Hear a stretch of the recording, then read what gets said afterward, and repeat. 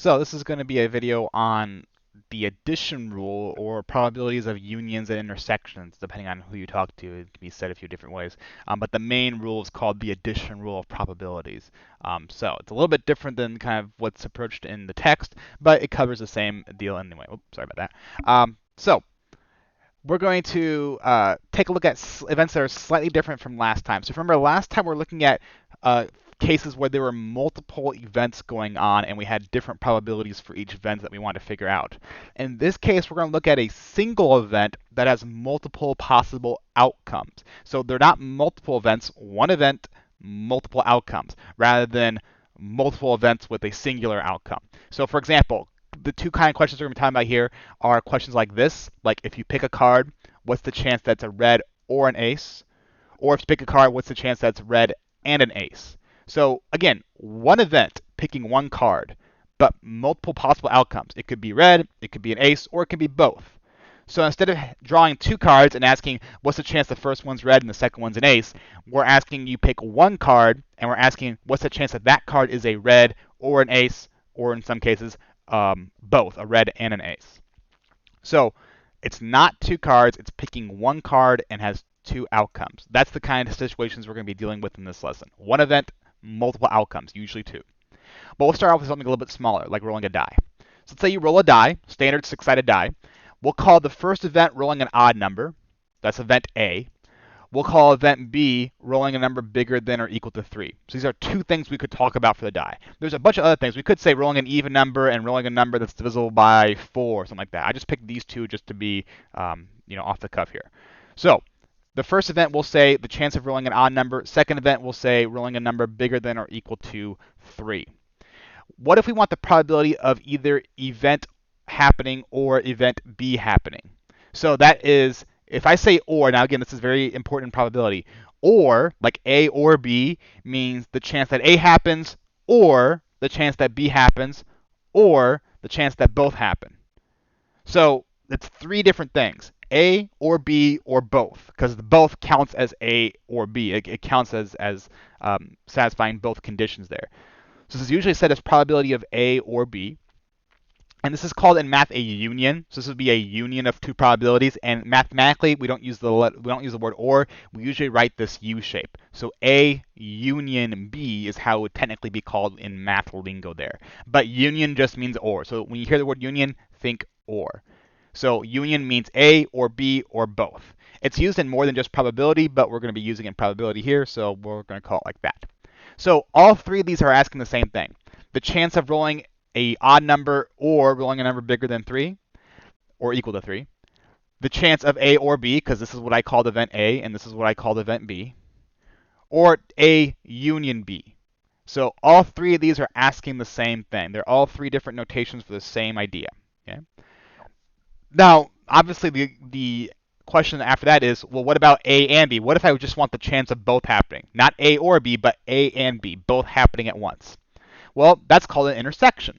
And we use the upside down U, also known as an N, to represent the intersection of two objects. So A and B would be written like this. And again, mathematically, it's called an intersection because, again, the two probabilities are intersecting and you want A and B together rather than just necessarily separate. So these would all mean the same thing. Rolling an odd number and rolling a number bigger than or equal to 3. So again, this was event A and this was event B. You could say A and B, or you could say A intersection with this little upside down U here, B. And usually it's a lot smaller, so usually if I wrote it correctly, it'd be like this, A intersection B. So the N and the U are usually pretty small, just so you don't think it's another variable or something else that's different. But all three of these are asking the same thing. So one key way to kind of differentiate between an and an or statement is to use a Venn diagram. So here's a Venn diagram of all our possible outcomes. If we roll a die, there's six possible outcomes, right? We can get a 1, a 2, a 3, a 4, a 5, and a 6. So in the circle A here, these are all the numbers that satisfy rolling an odd number. So 1, 3, 5 all satisfy rolling an odd number. 4, 3, 5, 6 all satisfy rolling a number bigger than or equal to 3, because all these numbers are bigger than or equal to 3. And then 2 doesn't satisfy any of them, so it's on the outside here. So it's not included in the probabilities. So this space right here, this middle section where there's a crossover, That's where we get the intersection, thus the name intersections, where the circles are intersecting. These are all the numbers that satisfy both A and B. So these are all the numbers that are an odd number and bigger than or equal to 3, 3 and 5. In B here, 4 and 6, those satisfy just B. So these are just rolling a number bigger than or equal to 3, 4 and 6. They're not odd, they're just bigger than or equal to 3. And over here, 1 is the only odd number on a die that is not bigger than or equal to 3. So it's over here in just A's portion. So 1 does not have any influence on B. 1 is not a part of B because it's not a number bigger than or equal to 3, but it is an odd number. So it's over here. So the middle part here, these represents all the possibilities of A union B, and then the entire circles together. Circle B and circle A together represent the union. Sorry, I misspoke there. This middle section is A and B. So this middle section is the intersection. So this right here is the intersection of A and B, and the entire Venn diagram together, circle A and circle B all together, represent A union B. And then again, 2 is on the outside because it's not a part of either. It doesn't satisfy either condition. So all the circles, union, just the middle section is the intersection. So how can we get the probabilities here? Well, there's something called the addition rule which links these two together. And there are two ways to think about it, the formal and the intuitive way. Intuitive just being kind of reasoning through it, whereas the formal is more of an equation. So the formal way is that the union of two probabilities, so A or B, is equal to the probability of A plus the probability of B minus the probability of them both together. Now you might be asking yourself, well, why are you minusing this? Why are we subtracting the and? Because don't we want that included? Because or means A or B or both. So shouldn't we include the both part? Well, let's go back to our Venn diagram and look for a second. If I take the probability of A, which is all the stuff in here, so this is all the probability of A, the entire A circle, and then I take the probability of B, which is all the stuff in here, well, if I add those together, I end up double counting this middle section. So I end up counting it twice, once when I count up A and once when I count up B. So the reason we subtract A intersection B is because we want to get rid of the double count. I don't want to include 3 and 5 twice in my addition because this would be overestimating it. So that's why we subtract one of these so that we can have just A, just B, and then just the intersection rather than counting it twice. So that's why that subtraction is there. That's why we say subtract A and B, is to make sure we don't double count that middle part. Because if we take all of A and we add together all of B, we're going to double count the spot where they overlap. So we have to make sure we get rid of one of those at least, one of those double counts, so that we just have it once. Now again, notation-wise, you'd use the intersection and the union and the intersection notation, but again, same thing. The intuitive rule is just like I described there, that the probability of A or B happening is the sum of all the ways A can happen, that's this, and the sum of all the ways B can happen, that's this, minus the ways that A and B can happen, which is this, and then divided by the total number of outcomes to make it a probability. So in this case, you wouldn't be dealing with the probabilities. You'd say the number of ways A, the number of ways B, and then minus the ways of them both. So this would be number of ways for A plus number of ways for B minus number of ways for A and B, and then all divided by number of ways total, which includes the 2, by the way. So this bottom part here, number of ways total, would also include this 2 because it's the total possible outcomes of an event, not just the ones that you're looking at. So let's put an example to this. Okay, let's talk about rolling a die again. So rolling an odd number, rolling a number bigger than or equal to 3. So first, I need the probability if I want to get A or B. So this is A or B. So this is the probability of rolling an odd number or rolling a number bigger than or equal to 3, or both. Because again, or here means one or the other or both. So this is A or B or both. So what's the probability of A? The probability of rolling an odd number. Well, on a die, there are 3 odd numbers, 1, 3, and 5. And there's 6 numbers total. So the probability of rolling an odd number is 3 out of 6, or 1/2.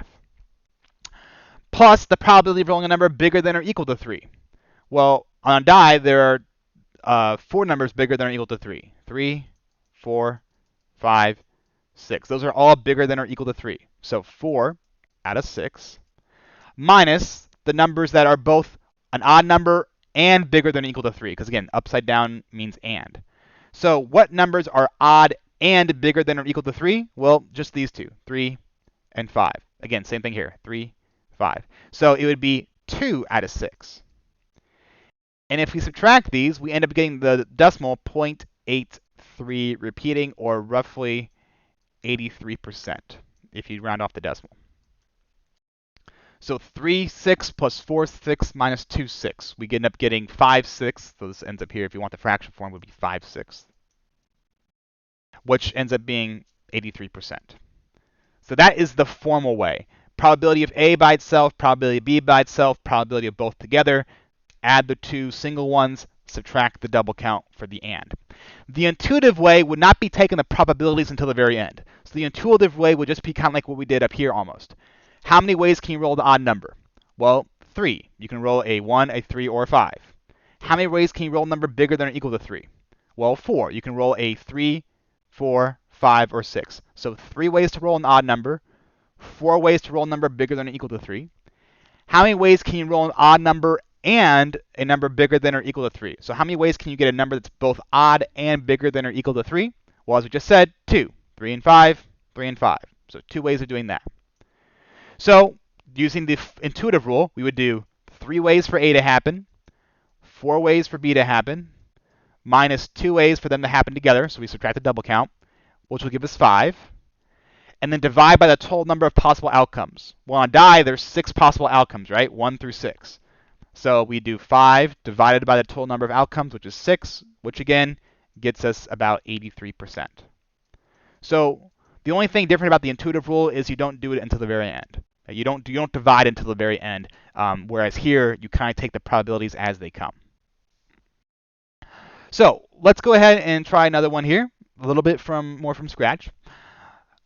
Pick a card from from a 52 card deck, standard 52 card we'll say. What's the chance that we get a red or a face card? And again, face being Jack, Queen, King, or Ace. So event A, I'm going to type this out here because my handwriting is atrocious. Event A will say pick a red, and event E will say pick a face. So we need the probabilities for these here, right? So picking a red, well, that's half the deck. So if you don't know, in a deck of cards, they're either red or black. Those are the two colors of the cards. So that's going to be half the deck. That's going to be 1/2. The chance of picking a face, that's P of A. Half the chance. The chance we pick a face card. Now, this is where it gets a little tricky if you don't know the makeup of a deck. In a deck, there's 4 of each type of card. So there's 4 2s, 4 3s, 4 4s, 4 5s, 4 6. 1 for each suit. Spade, diamond, club, and heart. So if I want to pick a face card, there are 4 types of jacks, 4 types of queens, 4 types of kings, and 4 types of ace in a standard 52 card deck. Again, spade, club, heart, diamond. Those are the 4 suits. There's 1 type of card for each suit. So 1 jack of hearts, 1 jack of diamonds, 1 jack of spades, 1 jack of clubs. So 4 jacks total. Same for queen, same for king, same for ace. So in total, there are 16 face cards out of 52 total cards. So this is the probability of B. So if we take the formal rule here, that'd be P of A plus P of B minus P of A and B. So what's the probability of A? Well, it's going to be 1/2.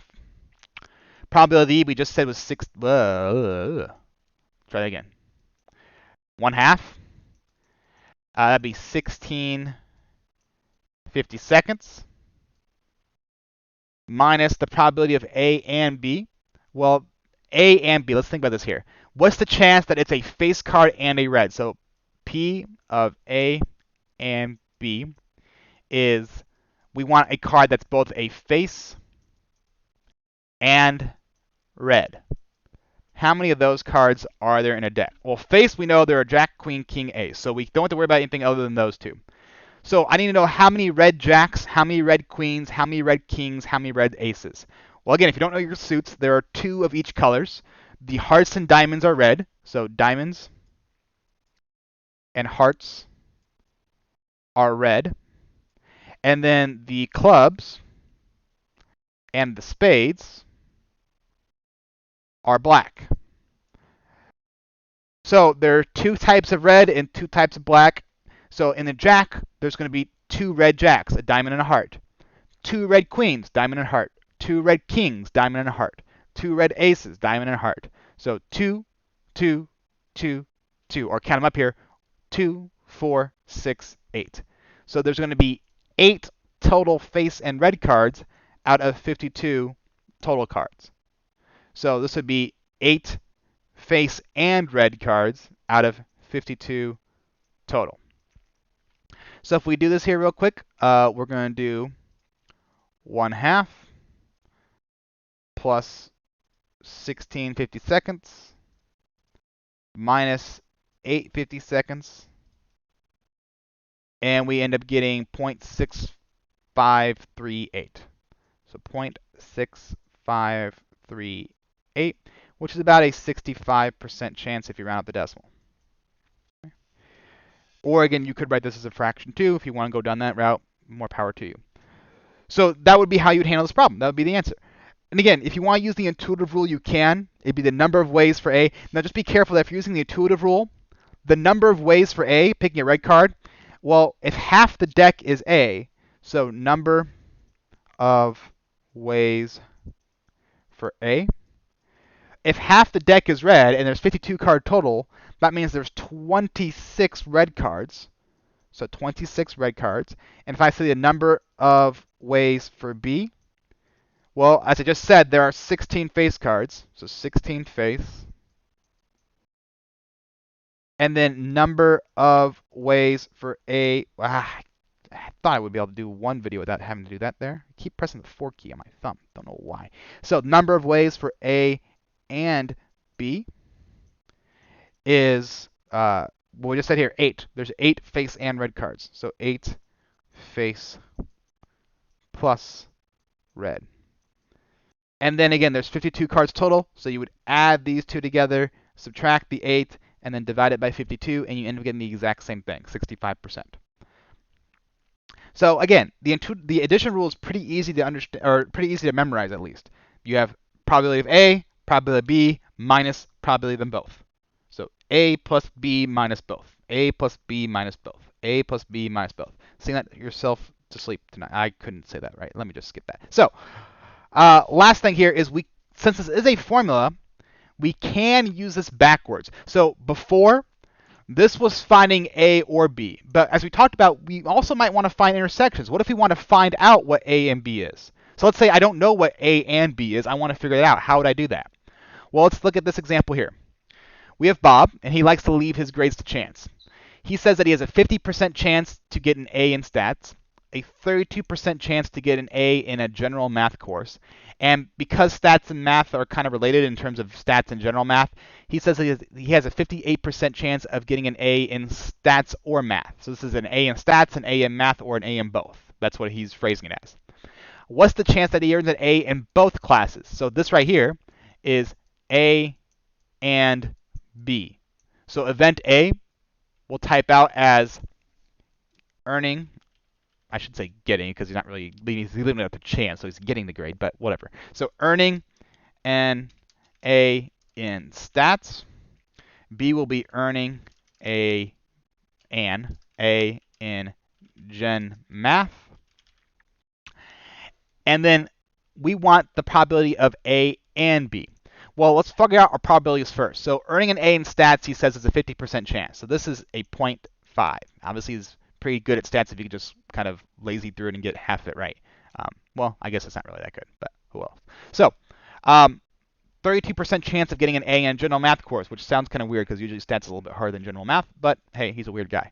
So 0.32 for a general math.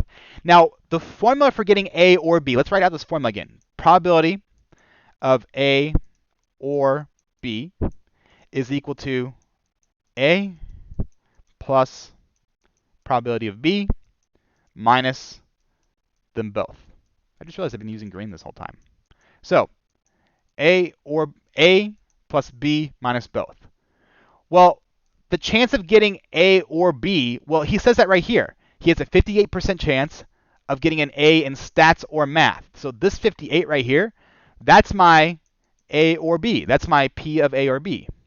58. I don't know why I put 50B. 58. So there's a 58% chance of getting A or B. We just said that there's a 50% chance of getting an A in stats and a 32% chance of getting an A in general math minus the probability we want. Actually, I'm just going to call this x for ease here. So this I'm just going to call x. So I don't know what it is. So I can just solve this using basic general math, actually, basic algebra. So if we use some basic algebra here, that'd be 0.58 equals these two together. 0.5 plus 0.32 would be 0.82 minus x minus 0.82 minus 0.82. We end up getting negative 0.24 is equal to negative x. So positive 0.24 is positive x. And this would be the probability of them both. So the probability of A and B is equal to 0.24. That's the probability of getting A and B together. So we can use this addition formula and we can just work it backwards to figure out the chance of both happening rather than just A or B if we want to. Because remember, A or B, it includes one or the other or both. If we just want the chance of both, again, set up your addition rules before. Look carefully in your problems because the wording here is kind of tricky because you have to kind of read closely to figure out which one is your or statement, which one is your B statement, which one is your A statement. Again, when I say A and B, I mean event A and event B, not grade A. So read the problems carefully. Take a minute or two to actually read it over, think about it before you start putting random numbers down on a sheet of paper from the first thing that you see. Okay? It does take a little bit of, again, intuition and work here to actually set these up correctly for success. So that's it for this video. Hopefully it helped you out, at least introduce you to this addition rule bit. There is also a rule called a multiplication rule, which we'll get to later on, but this should suffice for now. We'll say the multiplication rule for its own video. Hopefully you enjoyed the video. Hopefully you're doing well, and hopefully you will have a good day, night, afternoon, evening, whatever time you decide to look at this video, whether it be right now or dead at midnight, which I wouldn't recommend, but hey, when do you do what I recommend, right?